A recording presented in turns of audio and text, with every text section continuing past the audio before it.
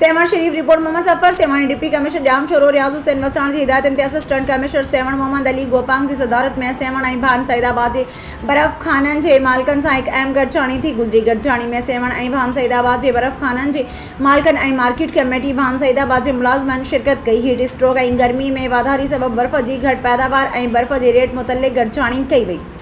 Assistant commissioner सेवण मोहम्मद अली गोपांग पारां बर्फ़ कारखाननि जे मालिकनि खे घटि रेट ऐं बर्फ़ सप्लाई करण ते पाबंद कयो। गॾिजाणी में बर्फ़ कारखाननि जे मालिकनि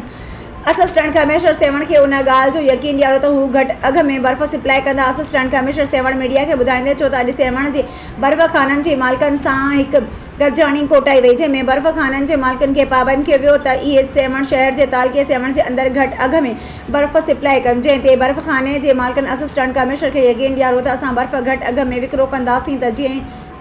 हिन कहर जहिड़ी गर्मी में